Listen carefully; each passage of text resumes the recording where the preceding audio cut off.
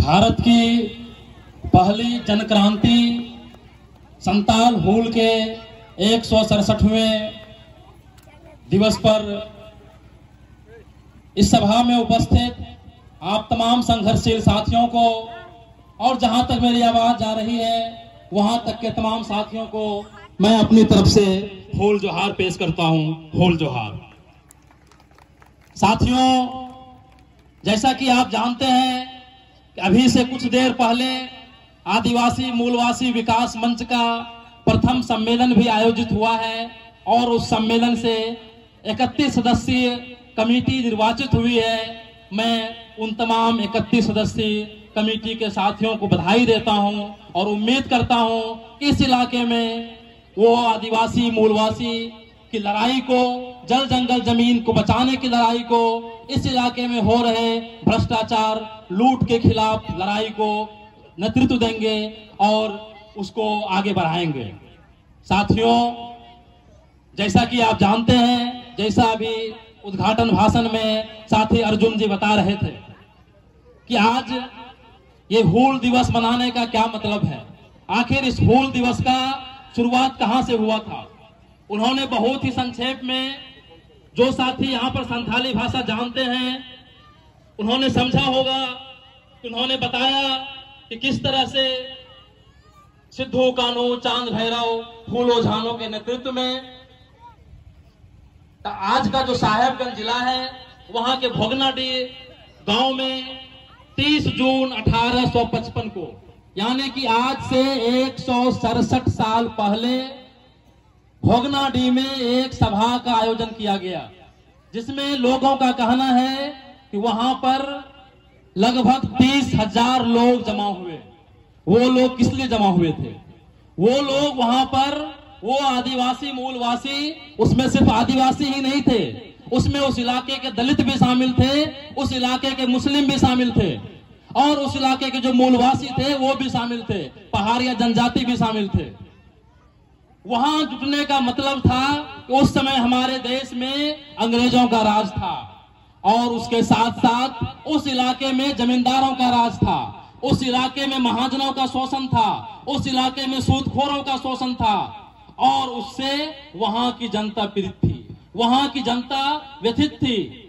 वहां के अंग्रेजों के शोषण दमन से, वहां के जमींदारों के जरिए शोषण दमन से ये लोग वहां पर एकजुट हुए थे और उन्होंने 30 जून 1855 को सिद्धू कान्हू, चांद भैरव, फूलो झानो के नेतृत्व में उन्होंने अपने आप को आजाद घोषित कर लिया था और सिद्धू को उस इलाके का, उस आजाद राज्य का उन्होंने मुखिया बनाया और सेनापति बने कान्हू।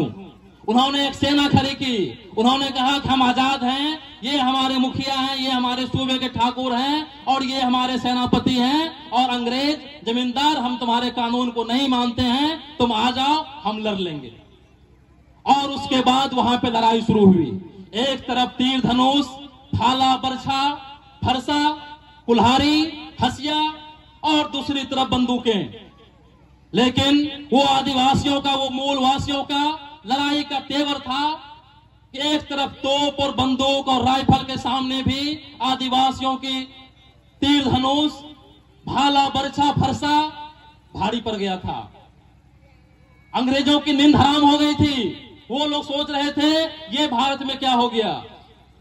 उस समय तक 1855 तक भारत के किसी भी कोने में अंग्रेजों के खिलाफ किसी ने भी चू तक बोलने की हिम्मत नहीं की थी। लेकिन सबसे पहले रास्ता किसने दिखाया? सबसे पहले रास्ता दिखाया आदिवासियों ने, आदिवासी मूलवासियों के नेता सिद्धू कान्हू, चांद भैरव, फूलो झानो ने। और उसके बाद लड़ाई शुरू हुई। लगभग 2 महीने तक हजारों हजार बहादुर आदिवासी लड़ाके के खून से वहां की धरती पट गई, लेकिन उन्होंने हार नहीं मानी।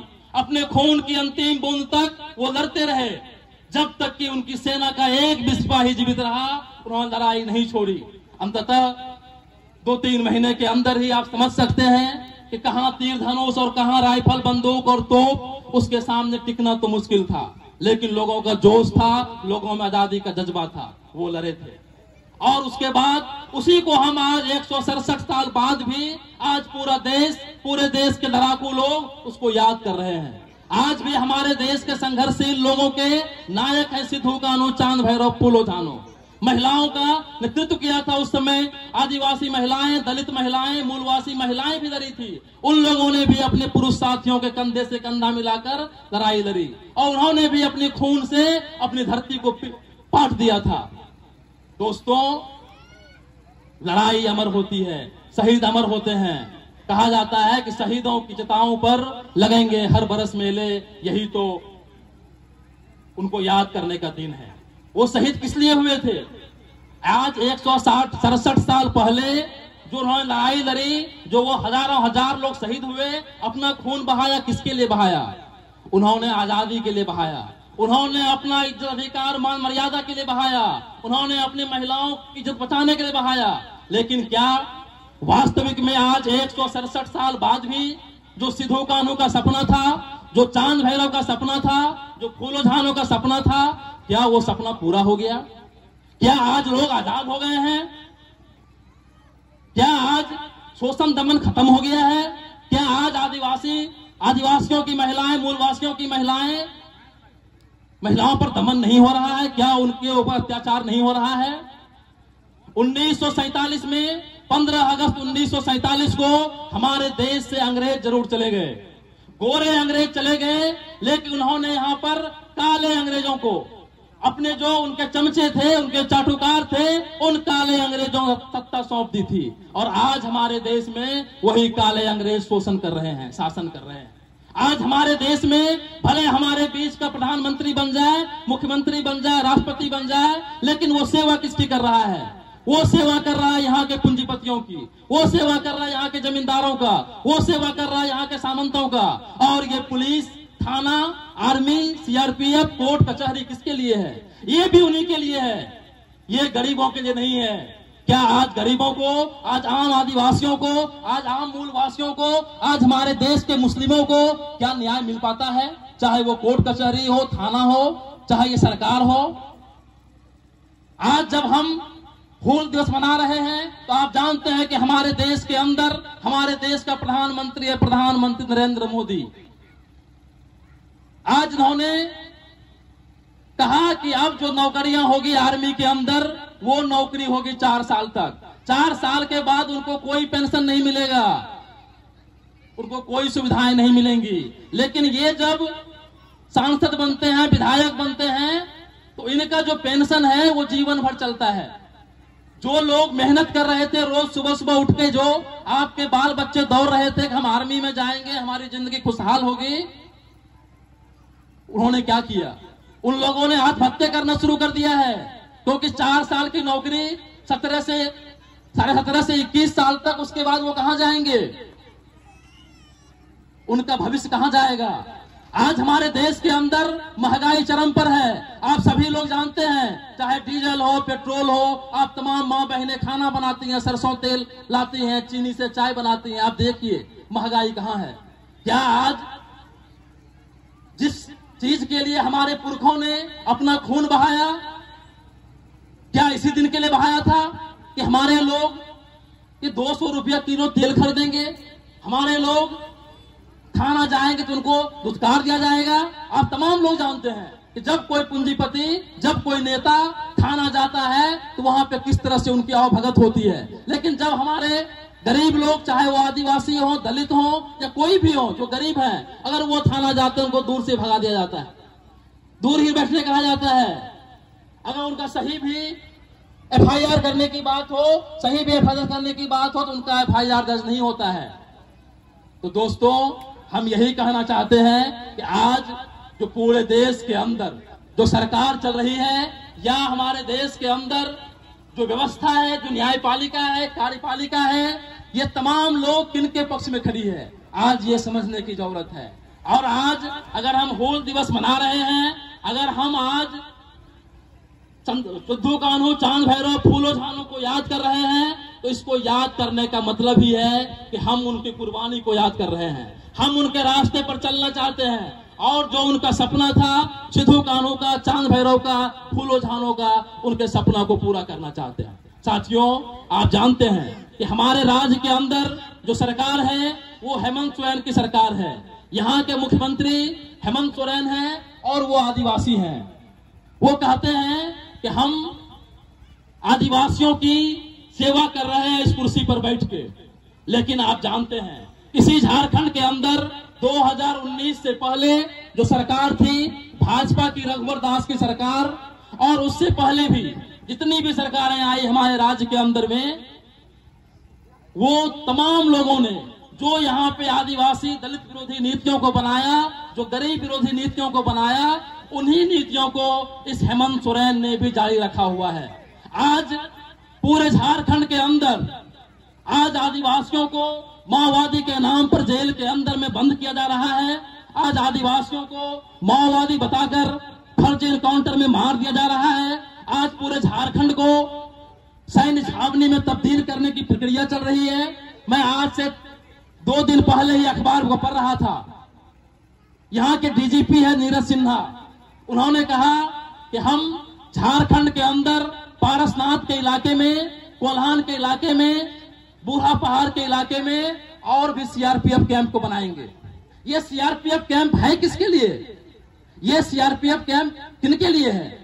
ये सीआरपीएफ कैंप उसी इलाके में है जहां की खनिज पदार्थ है, जहां लोहा है, अबरक है, कोयला है।